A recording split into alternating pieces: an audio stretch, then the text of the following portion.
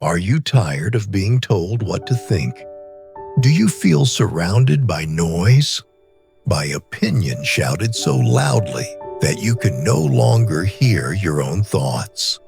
We live in an age of manufactured outrage, where algorithms and authorities try to shape our beliefs. We are pushed to accept absurdities, to remain silent in the face of injustice, and to follow the crowd, even when the crowd is marching off a cliff.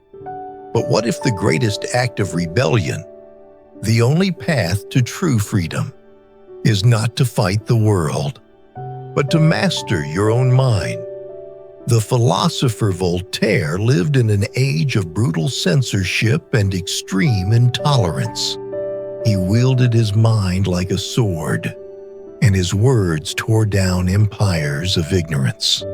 His wisdom is not just history, it is an operating manual for surviving the chaos of our modern world. This is the path to mastering your reactions and reclaiming your reason. Lesson 1. Mastering your own mind. The revolution begins in the privacy of your own skull. Voltaire taught that before you can challenge the world, you must challenge yourself. It starts with this fundamental command: think for yourself and let others enjoy the privilege of doing so. 2. In a world filled with inherited beliefs, you must dare to question, because prejudice is the reason of fools. We are taught to accept opinions as facts, but true reason is rare. Common sense is not so common.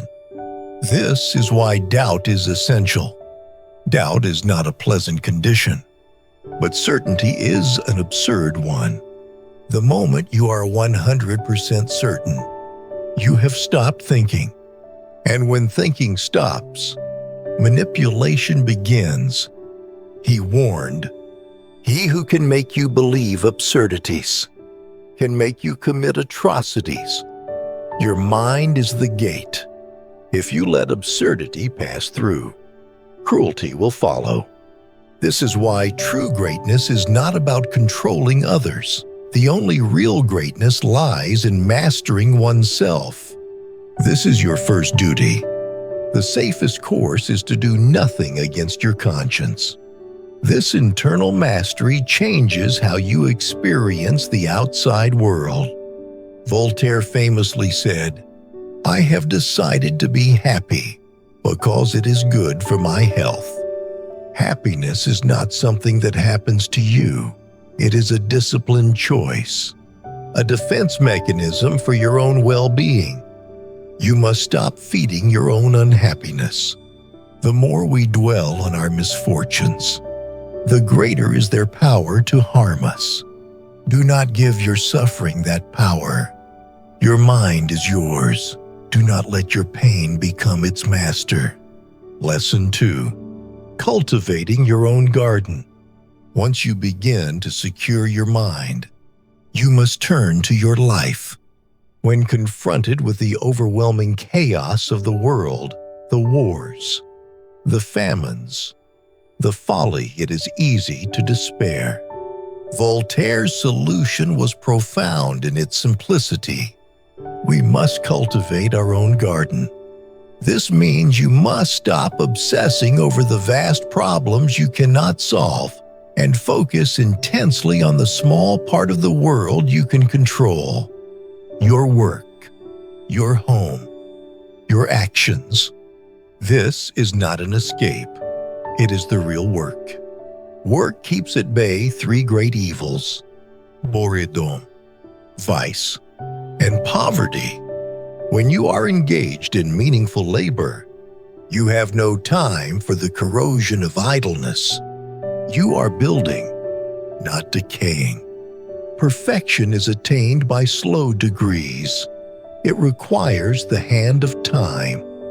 Do not despise the small, daily effort. The seed does not become a tree overnight. Be patient with your garden, but be impatient with your inaction. Do not be moderate in your effort. Use, do not abuse. Neither abstinence nor excess ever renders man happy. Find the balance in consumption, but find intensity in purpose, because the world will judge you not by what you avoided, but by what you created. Every man is guilty of all the good he did not do. When you have the chance to act, to build, to help, and you choose not to, that is a failure of duty. The opportunities for evil are found 100 times a day, and the opportunities for good once a year. Be ready for that rare opportunity, and when you cultivate your garden well, you cultivate a spirit of appreciation. Appreciation is a wonderful thing. It makes what is excellent in others belong to us as well. By recognizing the good in another's garden, you enrich your own. Lesson 3. The courage to speak and to see. You have secured your mind. You are cultivating your garden. Now, you must face the world, and the world will demand your silence. This is where Voltaire's most famous declaration becomes a weapon. I may not agree with what you say, but I will defend to the death your right to say it. This is the cornerstone of a free society. It is not for the ideas we like, it is for the ideas we despise.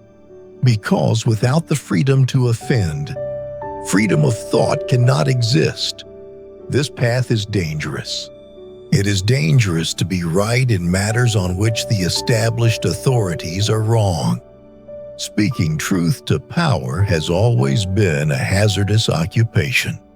You will be attacked. Our wretched species is so made that those who walk on the beaten path always throw stones at those who are showing a new road. Expect the stones. Do not let them stop you. They will try to silence you with dogma. Superstition sets the whole world in flames. Philosophy quenches them. Reason is the water that extinguishes the fires of fanaticism. This requires a difficult balance. Love truth, but pardon error. Fight the toxic idea, but have compassion for the person who holds it, for they may be ignorant, not malicious. We are all full of weakness and errors. Let us mutually pardon each other our follies. This is the first law of nature. But do not confuse pardoning error with accepting hypocrisy. Voltaire was merciless against the frauds of society. He saw how we twist logic to justify our actions. Judge a man by his questions rather than by his answers. The man who asks why is a threat to the man who demands believe. A witty saying proves nothing. Do not be seduced by clever rhetoric that masks a rotten core. If God did not exist, it would be necessary to invent him. He saw this as the necessary glue for society, the check against our worst impulses. But he despised blind optimism. Optimism is the madness of insisting that all is well when we are miserable. Do not lie to yourself. See the world exactly as it is, but do not accept that it must stay that way. He saw the ultimate hypocrisy in how we value life. It is forbidden to kill, therefore, all murderers are punished, unless they kill in large numbers and to the sound of trumpets. We must see the world clearly. Man uses thought only to justify his injustices, and speech only to conceal his thoughts. Be the one who uses speech to reveal truth. Writing is the painting of the voice. Let your voice be clear, but know when to be silent. The art of being boring is to say everything. The secret of not being boring is to know when to stop. The wisdom of Voltaire is a fire that cleanses the mind.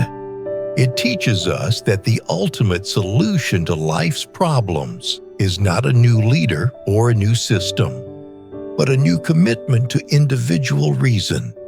Stop waiting for the world to make sense. Stop